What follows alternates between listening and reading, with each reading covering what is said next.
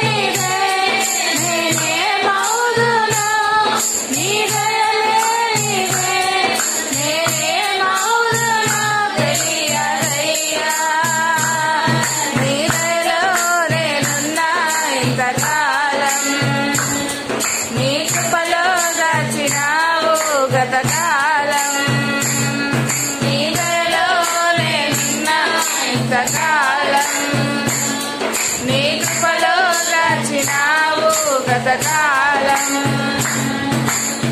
తల్లిదండ్రులు చూపిస్తారు ఎడలేని ప్రేమ నయనలో చేయాలని ఆశిస్తారు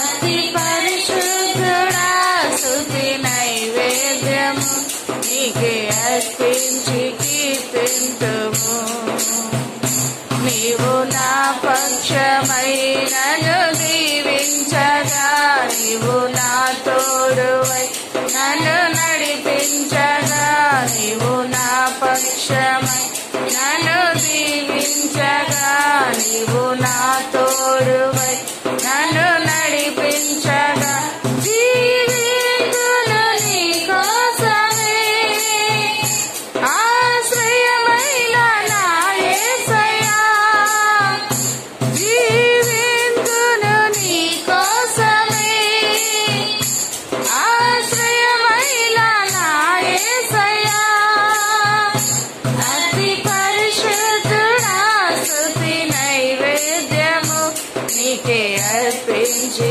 కీర్తింతును అతి పరిశుద్ధుడా స్తుతి నైవేద్యము నీకే అర్పించి కీర్తింతును సర్వోన్నతమైన స్థలములయందు నీ మహిమ వివరింపగా ఉన్నతమైన నీ సంకల్పము ఎన్నడు ఆశ్రయమే సర్వోన్నతమైన సర్వోన్నగా ఏది గురు నాకు నెరవేరుగా నీ కృప నాకు తోడుండగా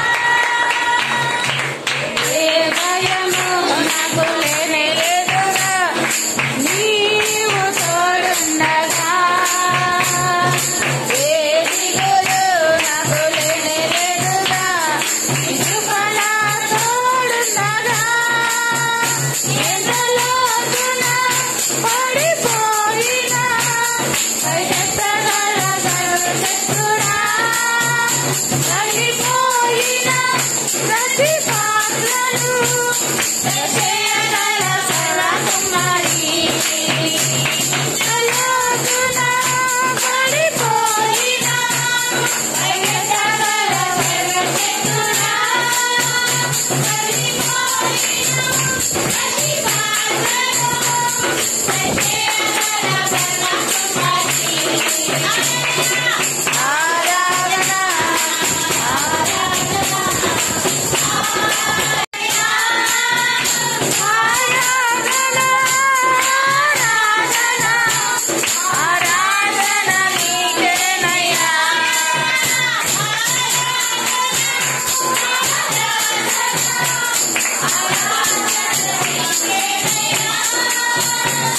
ఆరాధన ఆరాధన నీకేనయ్యా ఆరాధన నీకేనయ్యా ఏ భయము నాకు లేనేలేదుగా నీవు తోడుండగా ఏ దిగులు నాకు లేనేలేదుగా నీ కృప నాకు తోడుండగా ఎంతలోతున పడిపోయినా పైకెత్తగల సర్వశక్తుడా పడిపోయినా ప్రతి పాత్రను చేయగల సర్వకుమారి చేయాలి, ఆయన దగ్గర సాగిలపడాలి, ఆయన దగ్గర మోకరించాలి, ఆయన దగ్గర స్తుతులు చెల్లించాలి, ఆయన దగ్గర భాషలతో మాట్లాడాలి, ఆయన దగ్గర ఏం చేయాలి, వాటిలో ఉజ్జీవంగా మనం పాడాలని ఇక్కడ దావీదు కీర్తన రాశాడు.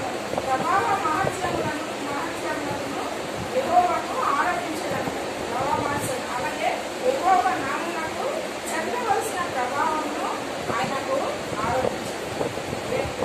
యెహోవా నామము చెందవలసిన అంటే యెహోవా నామం బట్టి దేవుడు చెప్తే మా ఆయన మాట్లాడని మీరు ఇక్కడ తీసుకొచ్చారు. కానీ నా కొడుకు ఎదిగి వయసు వచ్చిన కాంచి వండుతోనే గట్లు కూడి వాళ్ళ ఇంట్లో కాడికి వెళ్ళి వాళ్ళ ఇంటి కాడ భోజనం చేయడం, వీడి కష్టపడే డబ్బులన్నీ వాళ్ళకి ఎవరో కష్టపడడం, ఈ కష్టం అంతా నాకు ఇవ్వకుండా నాకు ఎంత బాధ పెట్టించారో నా కొడుకుని అమ్మ తీపించాడో ఆ దేవుడికి తెలుసు.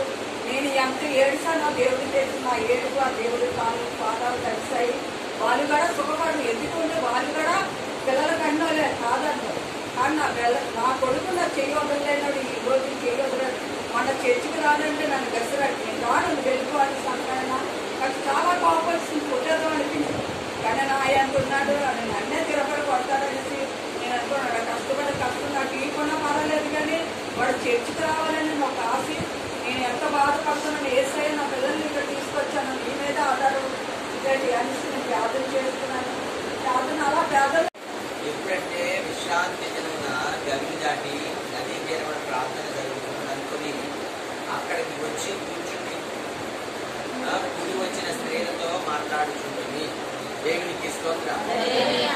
అయితే మీరు గమనించాలి, ఆ రోజుల్లో విశ్రాంతి దినం అంటే తెలుసు కదండి, పరిశుద్ధ దినము, పరిశుద్ధంగా ఆచరించాలి, పవిత్రంగా ఆచరించాలి. అంటే వినుట వల్ల విశ్వాసం వస్తుంది. ఆమె తినడానికి వచ్చింది. తినడానికి వచ్చినప్పుడు ఆమె హృదయం దేవుడు తెరిచాడు. ఎందుకు ఆమె హృదయం దేవుడు తెరిచాడంటే ఆ వచ్చిన 14 వచ్చిగా ఉంటది. తియాతైర పట్టణస్థురాలు ప్రభువు ఆమె హృదయము తెరిచెను గనుక అప్పుడు లుదియ అనే దైవభక్తి గల ఒక స్త్రీ వినిచుండే. ఏం చేసిందండి? చెవి గలవాడు ఆత్మ సంగముతో చెప్పిన మాట ఉన్నామయ్యా